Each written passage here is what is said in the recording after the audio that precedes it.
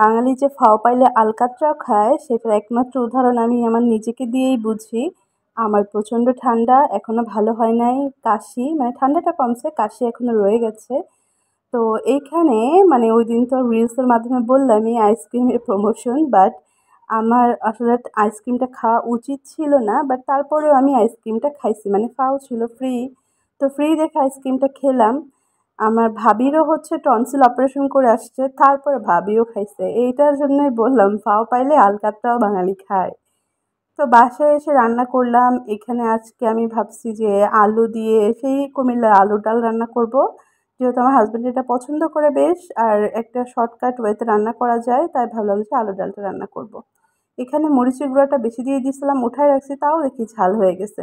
আর আলুটা আমি অনেক সময় আগে কেটে রেখেছি, এই জন্য দেখলাম একটু কালো কালো কালার হয়ে গেছে। ধুয়ে রেখেছিলাম অবশ্য, এর আগেই রান্না করতে চেয়েছিলাম, হঠাৎ একটু মানে সিক থাকাতে আর রান্নাটা তখন করতে পারি নাই। পরে ভাবলাম যে একটু রেস্ট করি, দেন হচ্ছে রান্না করব, তাই আবার এখন রান্না করতে আসলাম, মানে 4-5 ঘন্টা পরে। তো এখানে মাছটা জাস্ট হচ্ছে কষিয়ে নিলাম, কষিয়ে নেওয়ার পরে এখানে মানে মাছ সাথে মশলা দিয়ে দিব। আগে একটু হালকা ভেজে নিয়েছি, যেহেতু সব মাছই ভাজা ছাড়া রান্না করি না। আর এই মশলা কষানোর মধ্যে এখন আলুগুলো দিয়ে দিলাম। এই যে আলুগুলো দেখলেই বোঝা যাচ্ছে অনেকটা সময় আগে কাটা, এই জন্য হচ্ছে একটু কালচে কালার হয়ে গেছে, তবে খাবারটা খেতে কিন্তু অতটাও খারাপ লাগে নাই। আর এই যে কিছুটা আলু একদম কালো হয়ে গেছে কেন জানি, মানে কষ ঝরে ঝরে মনে হয়, ওটা আবার যেটা বেশি কালো হয়ে গেছে ওটা ফেলে দিলাম। তো এখন হচ্ছে মাছ আর আলুর সাথে ভালো করে মানে মানে মিশিয়ে নিব। মাছটা ভেঙে গেলে অসুবিধা নাই, এই তরকারিতে মাছ একদম ভেঙে চুরেই দেয়। তো আমি যে বড় বড় যে কাঁটাগুলো আছে যেটা মাছের, সেটা ফেলে দিয়েছি, কিন্তু মাথার কোনো কাঁটাটাই ফেলি নাই, কারণ মাথার কাঁটাটা তো মজা খেতে, এটা খেতে অতটা অসুবিধা হবে না, এই জন্য এটা আর ফেলেই নেই।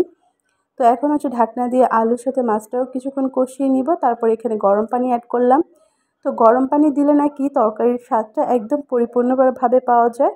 আমি তো ম্যাক্সিমাম টাইমই ঠান্ডা পানি দেই, এই জন্য কি তরকারির স্বাদ কম লাগে? গরম পানিতে নাকি একদম 100% তরকারির যে স্বাদটা থাকে সেটাই পাওয়া যায়।